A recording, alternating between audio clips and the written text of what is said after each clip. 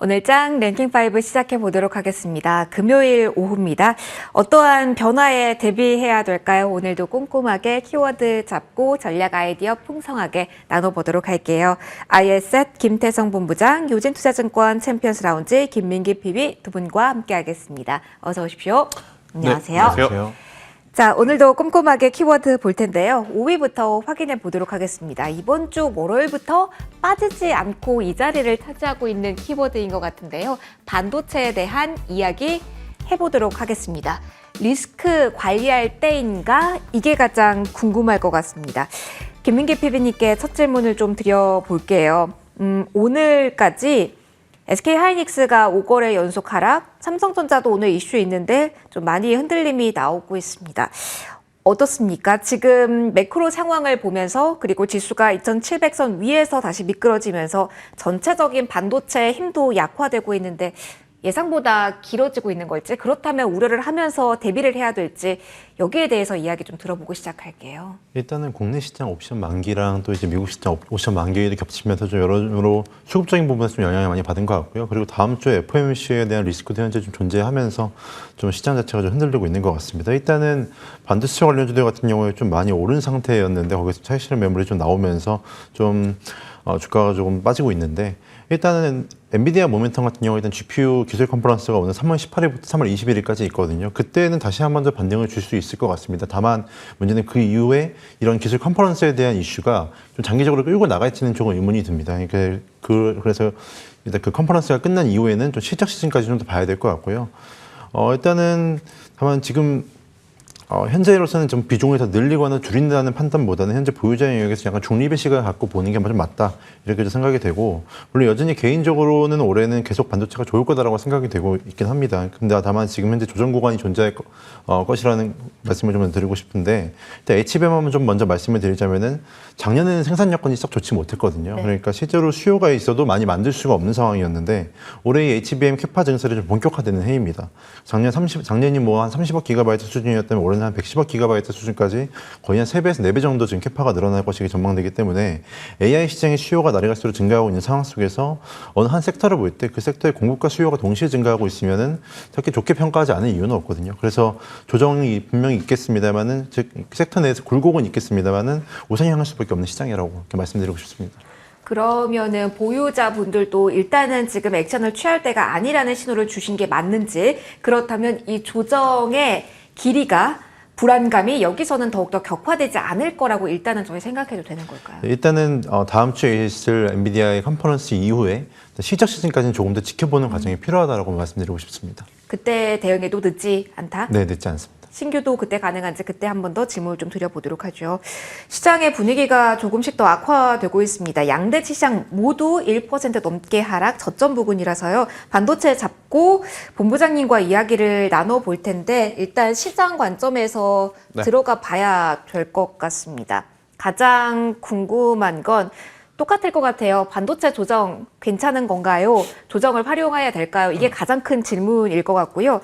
그 안에서 그동안에 계속 소외되면서 움직임 없었던 삼성전자도 오늘 어떻게 보면 큰 호재가 나온 건데도 오후 들어 더 빠지거든요. 이게 지수와 연동돼서 생각을 해야 되는 건지 전반적으로 어떻게 봐야 되는 건지가 가장 헷갈립니다. 그 부분 짚어주신다면요. 일단 삼성전자는 지수와 연관된 어떤 지표, 그러니까 이 방향성인 대표 기업으로 조금은 더 인식을 하셔야 되지 않을까 생각이 들고 있고, 반도체는 앞서 이제 PB님께서 이야기하신 대로 저도 동일하게 이제 올해 계속 봐야 되는 상황이다라고 좀 말씀드릴 수는 있을 것 같습니다.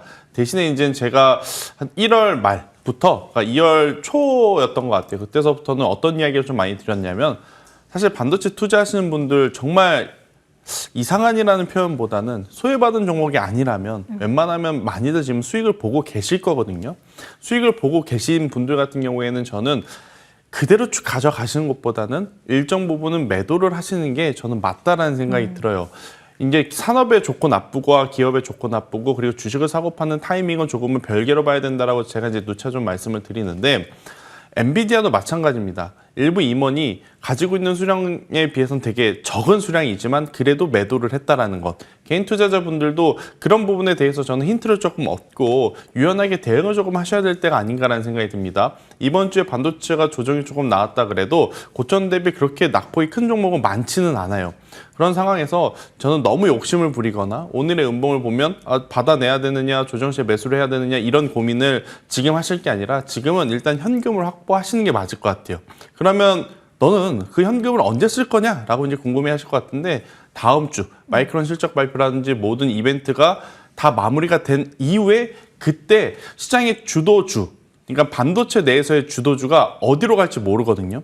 그러니까 뭐 컨퍼런스 콜도 있고 FOMC도 있고 뭐 실적에 대한 이야기도 있고 반도체 내에서 그 다음 혹은 그 다음 테마로 돌 것인지 아니면 여전히 HBM 쪽으로 수급이 쏠릴 것인지 그건 아무도 모르기 때문에 그거 보고 저는 진행을 해도 괜찮다라는 의견을 한번 드려보도록 하겠습니다. 그럼 이번 주에 일단 가장 경계해야 되는 것은, 그리고 여기서 좀 더 출렁거림이 나올 수 있는 것은 개인 쪽에서, 그러니까 챙기자라는, 너도 챙기고 나도 챙기는 매물이라고 보면서 일찍 나도 챙기는 게 괜찮은지도 궁금하고요. 네.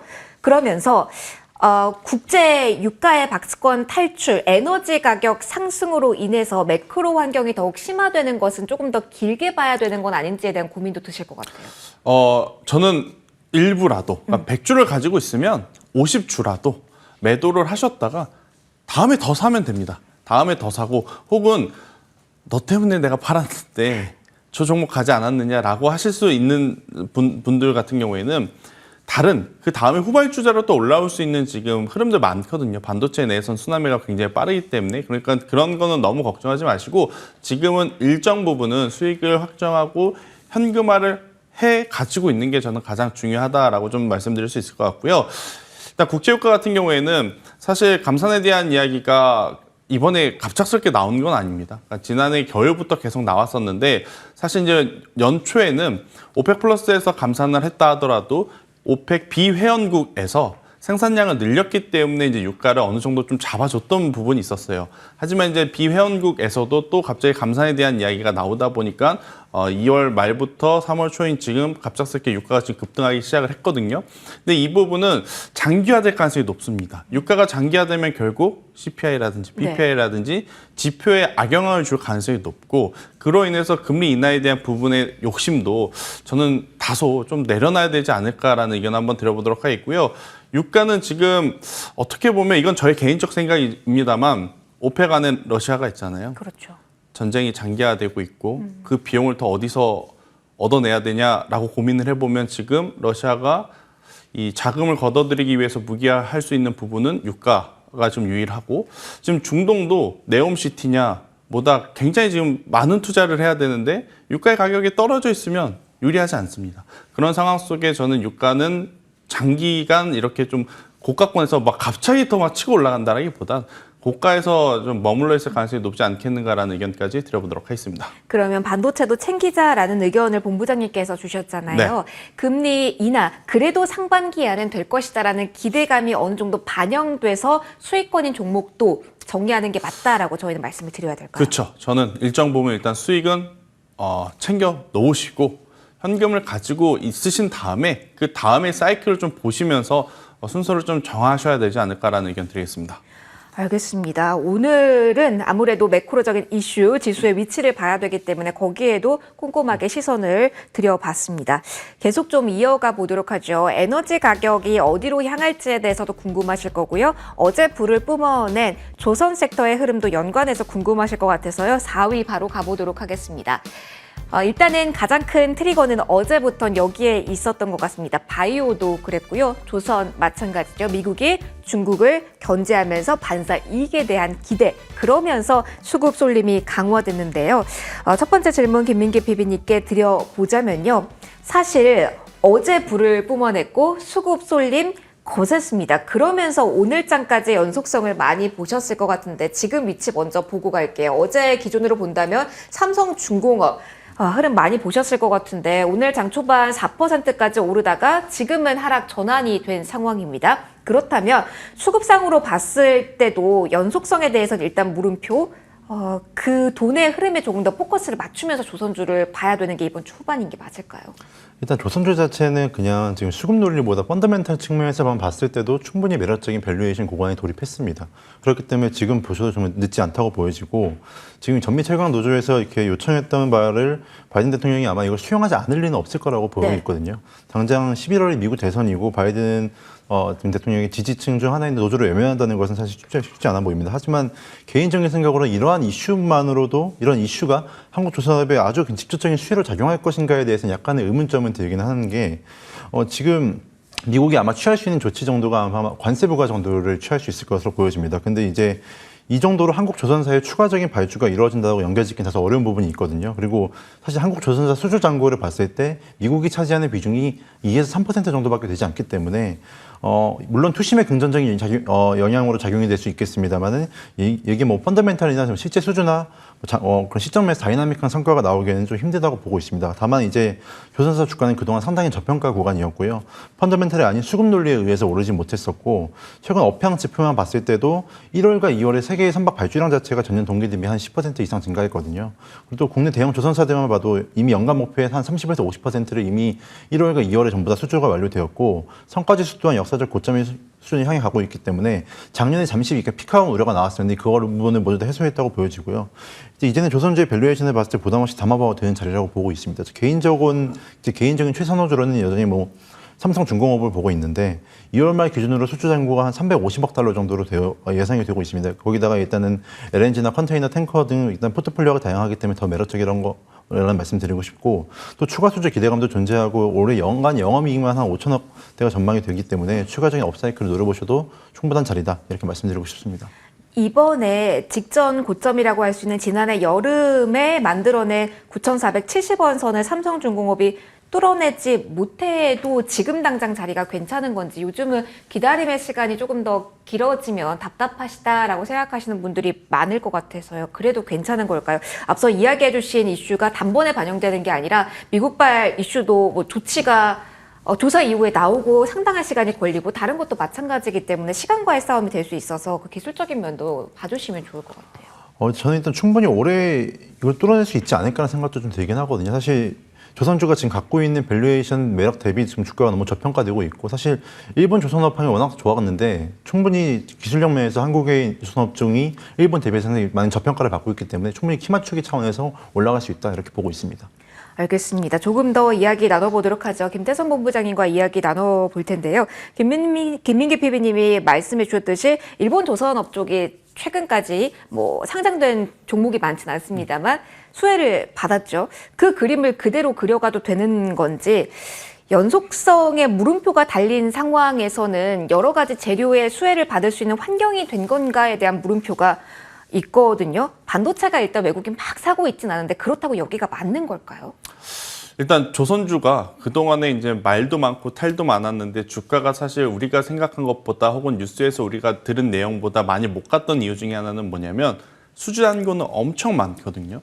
그런데 저가의 일단 어떤 영업적인 스탠스를 좀 취하다 보니 나중에 영업 마진율에 대한 불확실성이 좀 커질 수도 있다라는 이야기들이 많았었던 쪽이 조선이에요. 그 이유는 뭐냐면 중국에서 이제 계속 너무 낮은 가격으로 이쪽 시장에 진출을 하다 보니 우리도 이제 거기에 뒤처지지 않으려면 우리도 당연히 속상한 이야기지만 가격을 내릴 수밖에 없는 저가 수주 문제인 그렇죠. 거죠. 하지만 이제 이러한 근본적인 부분들을 이번에 미국과 어떤 중국의 이 신경전 싸움을 통해서 해결이 된다라고 하면 그동안의 어떤 발목을 잡고 있었던 이 아킬레스건이 저는 하나는 없어진, 그러니까 불확실성이 하나는 없어진 상황이 되다 보니 저는 조선주도 같은 경우에는 당연히 수주 잔고가 많기 때문에 여기에 이제 영업이익률까지 우리가 조금 더 긍정적으로 판단을 할 수 있다면 투자해볼 만한 가치는 충분하다라는 의견 한번 들어보도록 하겠고요.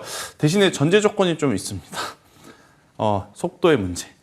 아, 이게 핵심일 것 같은데요. 네, 근데 그러니까 우리가 이제 주도 업종, 그러니까 외국인들 혹은 기관들이 많이 사게 된다라고 하면 2차 전지가 그러했듯이 반도체가 그러했듯이 그럼 조선주도 그렇게 좋은 퍼포먼스를 낼 거냐? 그 물음표에는 조금은 이제 불확실성이 많지 않을까. 그러면 수급적으로 방향성을 이쪽 역시 확인해야 되는지 좀 살펴주세요. 일단 우리 네마니어의 날은 넘겼는데 네. 약간 석연치 않은 부분도 많은 분들이 차라리 너무 막지 않았으면 좋았겠다라는 생각도 오늘 많이 하실 것 같고요. 그러면서 미국의 변동성도 납두고 있기 때문에 전체적인 외국인의 투심이 변할 수 있다. 다음 주에 이런 이야기도 많이 나오거든요. 그런데 변하긴 하더라도 반도체에서 다른 섹터로 넘어가기엔 어려울 것 같고요. 대신에 이제 그 주변 어떤 섹터 중에 수급 플러스 실적까지 겸해 봤었을 때 저는 조선 쪽도 이제 굉장히 좋은 점수를 줄 수 있다. 대신에 이제 이 변동성에 대해서는 다소 욕심을 좀 내려놔야 되지 않을까 싶고, 만약 그럼에도 불구하고 조선 섹터 안에서 변동성을 노리겠다 하시는 분들은 당연히 조선 빅4가 아니라 기자재 쪽을 좀 보시는 게 맞죠. 탄력성을 활용하다. 네. 그리고 이제 기자재의 거의 한 70에서 80% 정도의 기업들은 유가 상승 관련주, 그러니까 플랜트와 관련된 기업들 많거든요. 대표적으로 피팅류 업체 하면 성광밴드, 태강, 태용 이런 쪽은 또 유가가 올라가면 또 같이 움직이는 그런 성향을 갖고 있기 때문에 그런 부분을 고려해서 다른 섹터도 마찬가지지만 조선 기자재 안에 종목을 잘 골라야 될 것 같습니다. 왜냐하면 포트 안에 이 섹터에 대한 종목을 많이 담을 수는 없거든요. 하나를 담아야 되기 때문에 네. 그 하나를 좀 잘 고르셔야 되지 않을까라는 의견 드리겠습니다. 약간 힌트가 되셨는지 모르겠습니다. 저희 말미에 원픽 꼽잖아요. 그때 아마 이 조선 기자재 쪽에서 꼽아주실 것 같습니다. 종목명은 마지막에 공개하기도 할게요. 조금만 더 기다려 주시고요. 일단 3위 키워드 먼저 보고 넘어가도록 하겠습니다. 저 PBR주 이야기 해볼 겁니다. 본부장님 이어받아 주세요. 저 PBR주가 저희 피바람이라고 썼었는데 정말 피바람이 안 됐으면 좋겠는데 저 PBR주가 저 피바람주가 되는 건 아닌가에 대한 우려가 좀 있습니다. 급격하게 수급 논리에 의존했다가 오늘은 뭐 각계전투 양상도 보이고 있었어요. 일단 큰 틀만 먼저 잡아주세요. 큰 틀에서 훼손된 아이디어가 있는지 아니면 계속 그냥 고인지. 걱정하실 필요는 없다 생각이 들어요. 일단 올 초부터 지금까지 저 PBR 관련주들의 주체, 수급 주체가 누구냐면 외국인입니다. 그럼 여기서 이제 외국인들이 매도를 할 수도 있죠. 그런데 이제 매도를 했을 때 어떤 주체가 있다면 걱정할 필요는 없잖아요. 네. 저는 가장 가능성이 있는 게 연기금. 이번에 또 연기금이 저 PBR 관련주에 굉장히 많은 금액을 쏟겠다라고 했기 때문에 저는 오히려 만약 외국인들의 매도세가 나왔을 때 연기금의 수급으로 손바뀜이 우리가 확인을 하게 된다라고 하면 외국인들만으로 이만큼 올라왔잖아요. 그럼 연기금의 수급으로도 더 올라갈 가능성도 저는 열어두고 보셔야 된다. 신규의 타이밍을 네. 잡을 수도 있겠네요. 너무 뭐라 그래야 될까요? 부정적으로 보실 필요는 저는 없지 않나라는 생각이 드는데, 대신에 이제 이건 개인적인 성향이겠지만 업종을 잘 골라야 될 것 같아요. 가장 강했던 금융주와 은행주, 보험주를 계속 선택을 할 거냐, 아니면 그 외에 민간 기업들, 뭐 민간 산업을 하고 있는 쪽들, 뭐 가장 많이 거론됐었던 뭐 KCC와 같은 기업들, 뭐 이쪽을 볼 거냐, 아니면 공기업, 한국전력을 볼 거냐, 이 부분에 대해서는 선택은 좀 해야 되겠지만 저는 이런 타이틀에 나올 만큼의 어떤 부정적인 생각은 하실 필요는 없지 않겠는가라는 의견 한번 드려보도록 하겠습니다. 이상무 마라톤이니까 계속 보자. 연기금 수급 주목해 보자라는 아이디어 주셨습니다. 김민기 PB님의 의견도 듣고 싶어요. PB님, 그러면 오늘 이슈가 가장 부각된 쪽, 오전부터 부각된 쪽 한다면 가장 수혜주로 많이 언급이 되는 삼성물산도 많이 보실 것 같은데 오히려 이슈를 안고 있는 쪽에서 하락이 나올 경우 기회가 될지, 아니면 개별적으로 여러 가지 수급 이슈에도 흔들림 없이 움직이는 뭐 두산 같은 쪽도 있잖아요. 다른 쪽에서의 펀더멘털까지 묶여서 오히려 이런 쪽을 봐야 되는 건지, 투자 매력이 있다면 어느 쪽에 대해 손을 들어주실까요? 오히려 삼성물산 주가는 오히려 조금 더 흘러내릴 가능성이 좀 있다고 보고 있고요. 개인적인 생각으로 밸류 프로그램과 관련된 뭐 수혜주를 뽑자면 좀 저는 두산을 좀 뽑고 싶습니다.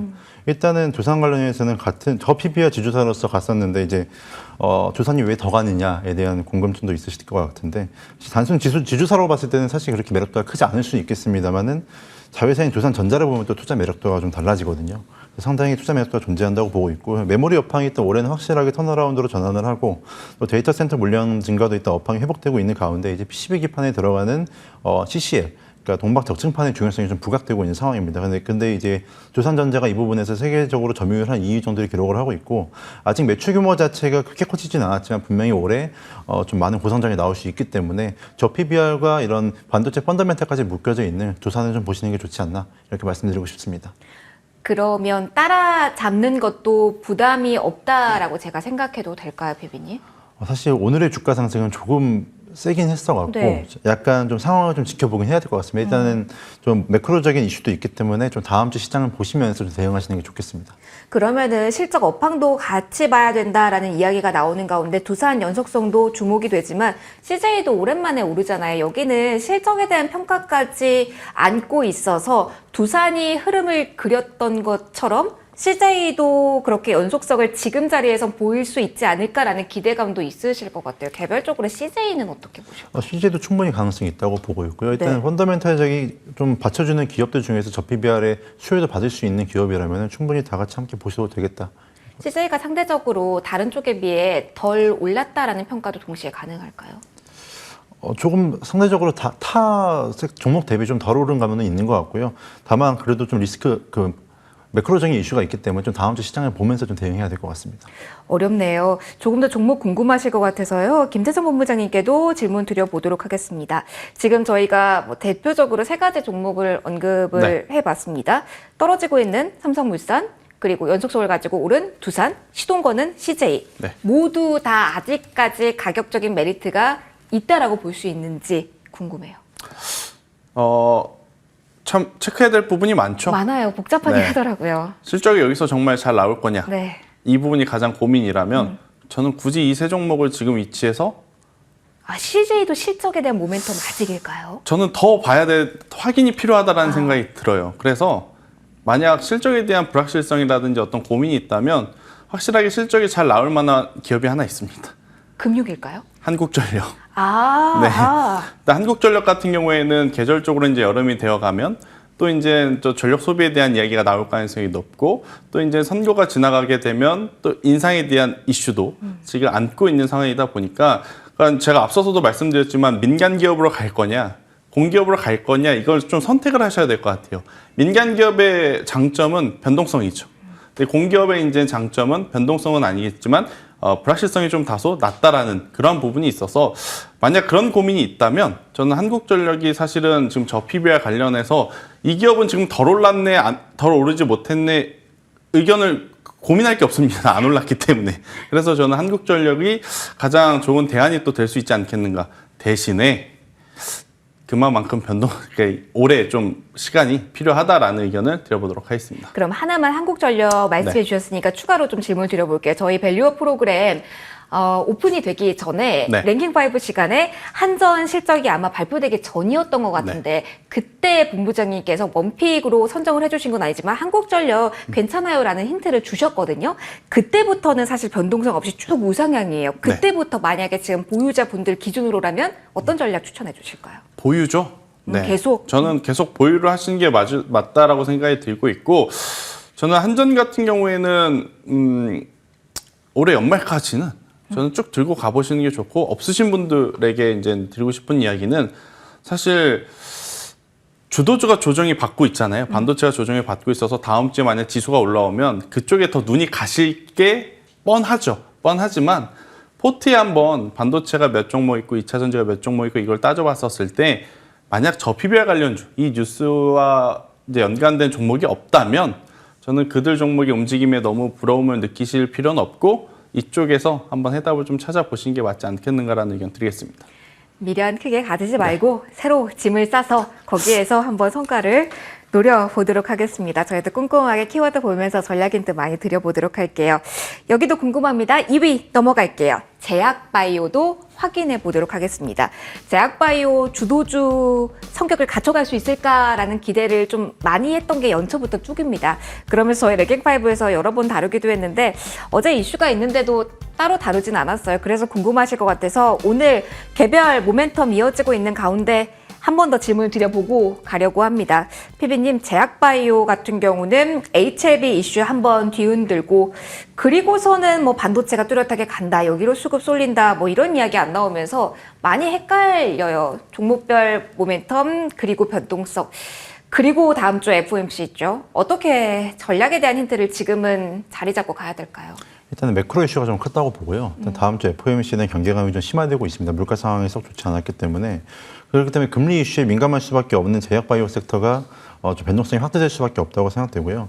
생산자 물가 지수가 컨센 대비 좀 크게 상승하면서 여전히 물가에 대한 확신을 갖기 어려운 상황이라서 기존의 금리 인하 계획을 8월 일정에 유지할지 약간 의문이 생기는 구간이긴 합니다. 여기에서 이제 국채 금리까지 오르면서 어제 미국장이 좀 안 좋았는데 FOMC 때까지는 계속 좀 변동성이 좀 심화되지 않을까 그렇게 생각됩니다.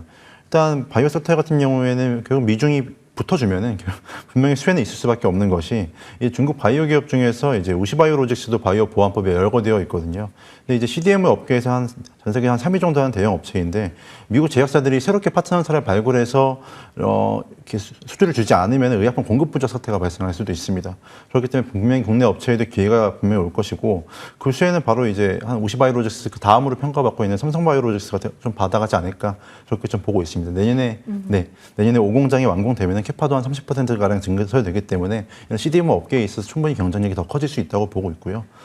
네, 추가로 또 여전히 4월에 아마케 이슈도 좀 존재한다고 보고 있는데 레고캠 바이오가 지금 좀 조정이 나오고 있긴 하지만 FOMC 리스크가 해소된 이후에 좀 4월 이전에는 다시 한번 좀 조정식 매수 관점에서 지켜보시는 게 좋겠다 이렇게 말씀드리고 싶습니다. 그러면 이것만 짧게요. 시장 모멘텀으로 가고 있던 종목들, 수익권인 종목들을 일단 다른 쪽은 제외하고 이쪽은 챙기자로 제가 정리를 해도 될까요? 어느 정도 챙기시는 자리가 필요하다 이렇게 보고 있습니다. 알겠습니다. 제약바이오 의견 정리해드렸고요. 마지막 키워드 보고 원픽 바로 이어가도록 할게요. 최근에 이 키워드 많이 언급을 합니다. 이번 주 들어서도 두 번째입니다. 물론 변동성 큽니다. 우크라 재건 관련주 이야기 해보도록 하겠습니다. 대선 투표 시작이 이제 곧 됩니다. 변수가 될지 그리고 평화 정상회의 논의한다라는 이야기가 나오고 수주 이력 부각되는 쪽에서는 국내 관련주가 묶이기도 해서요. 김태수 본부장님. 네. 꿈틀꿈틀 거리는 거 맞습니까? 그래도 한 번은 폭발력 보일 수 있는 자리에서의 지금 이슈 만들어지고 있는 걸까요? 일단 오늘 움직였죠. 네. 오늘 움직였고 또 이 뉴스에 대해서는 이제 지속적으로 좀 노출이 될 가능성이 높기 때문에 테마가 형성이 되었다라고 판단을 하는 게 맞는 것 같습니다. 그런데 이제 문제는 뭐냐면 살 거냐 말 거냐, 산다면 어느 종목을 살 거냐 이거잖아요. 네네. 저도 오늘 하루 왼종일 가장 많이 고민한 섹터가 이쪽인 것 같아요. 그러니까 뉴스가 나와서 움직이는 종목군들이 많은데 과연 러시아와 우크라이나가 갑작스럽게 그렇게 잘 될까?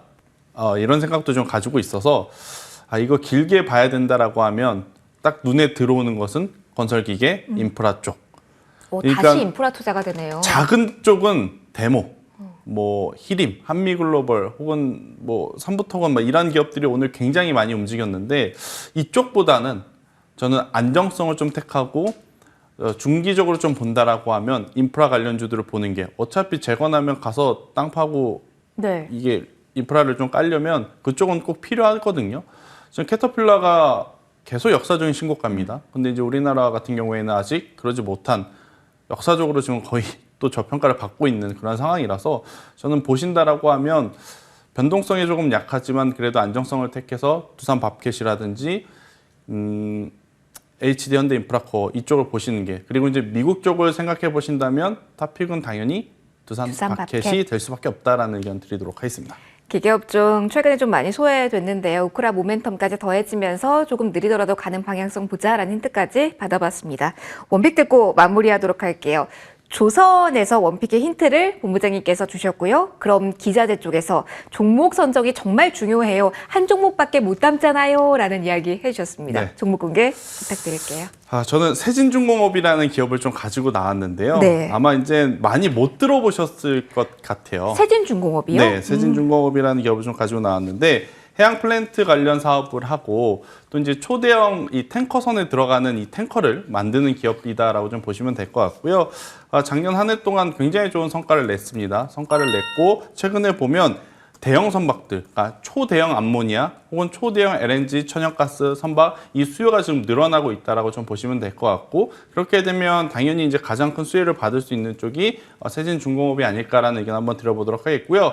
지금 고객사가 사실은 HD 현대 쪽으로만 집중이 되어 있는 네. 상황인데 워낙 좋은 기술력을 가지고 있다 보니까 앞으로 삼성중공업과의 새로운 링크도 지금 나타나고 있는 상황이라서 지금 보여주고 있는 실적보다 더 좋은 성과를 낼 수 있다, 이렇게 좀 보시면 될 것 같고요.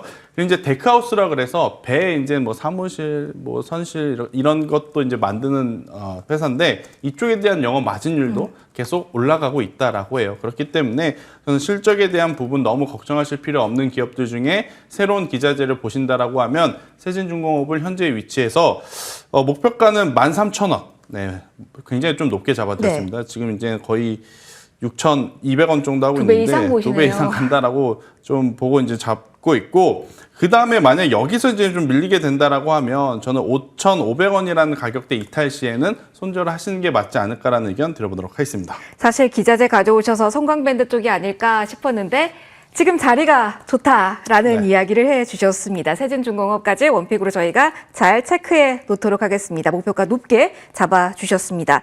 여기서 마무리하도록 하겠습니다. 오늘 함께해 주신 IS 김태성 본부장, 유진투자증권 김민기 PB와는 여기와 인사드리도록 하겠습니다. 오늘도 고맙습니다.